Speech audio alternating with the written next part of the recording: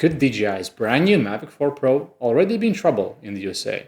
And will the rising tariff prices force drone pilots to look elsewhere? Today we're going to be taking a look at the latest drones from DJI, as well as some American-made alternatives and what's new in the world of UgCS. So let's dive in. DJI has officially unveiled the Mavic 4 Pro drone, which is already making waves in the drone community. It comes with a 100 megapixel Hasselblad sensor capable of shooting 6K at 60 frames per second.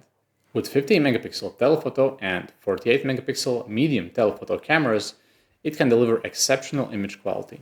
And combined with a 51-minute flight time, the longest available in its category, as well as obstacle sensors in all directions, this makes it perfect for longer and safer flights. The Mavic 4 Pro is available in several bundles. Higher-end options include the Creator Combo, which adds 512 GB of internal storage, and the new DJI RC Pro 2 controller. This upgraded controller features a 7-inch 2000 nit bright display.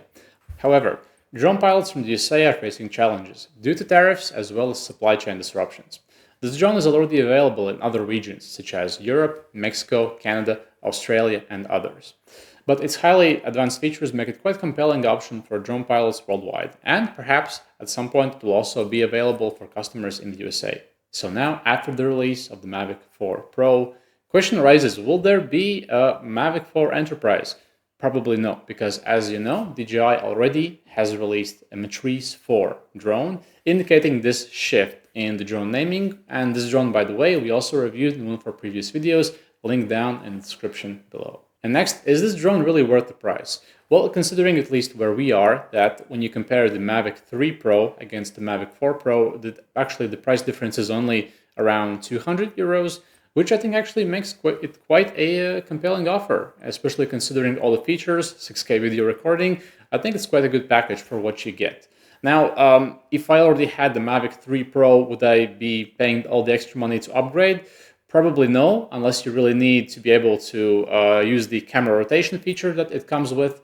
But yeah, other than that, I'd say if you're looking to buy a new Mavic series drone, then this is probably a good time to do so. And if you're looking forward to us reviewing the Mavic 4 Pro drone, please subscribe and stay tuned for next videos. And while we're on the subject of tariffs and DJI not selling their drones in the USA, recently in this month's Exponential Expo, Skyfish announced a new drone that is set to compete with the DJI M350 and M300. It's called the Skyfish Osprey drone. So the Skyfish Osprey drone weighs about 13 pounds and has a range of about 3 to 5 miles. As much as I would like to use kilometers instead. And what's interesting is that actually it is supposedly able to be fit in a backpack, which can help quite a lot with transporting this drone into the field and make it more easily deployable.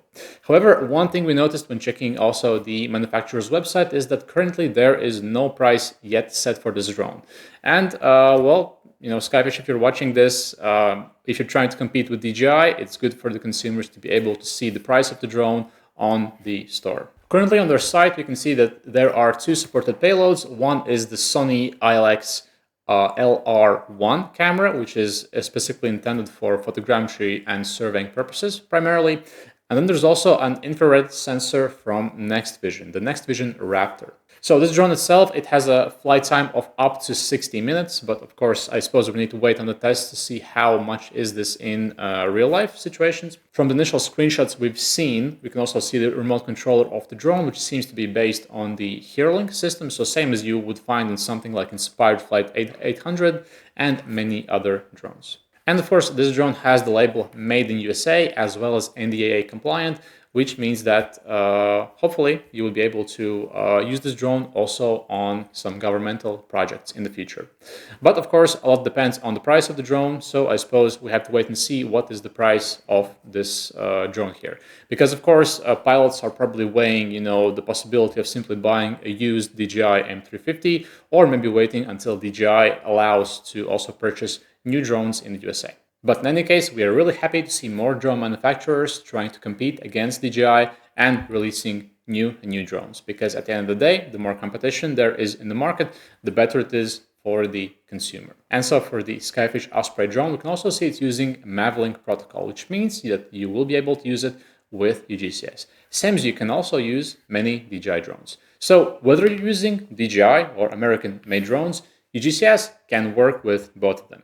And speaking of UgCS, recently we released UgCS version 5.10, which features quite a cool upgrade for all of our users of our open license, meaning that now you can actually use the DJI Cloud synchronization with UgCS even if you have just the open license. And that's all for today's update on the latest in drone surveying technology. We hope this video was useful for you. This is a new segment we're trying, sort of telling the drone industry news to you. So if you like it, please leave a comment below. Make sure to subscribe to our channel. Thank you for watching and see you in the next one.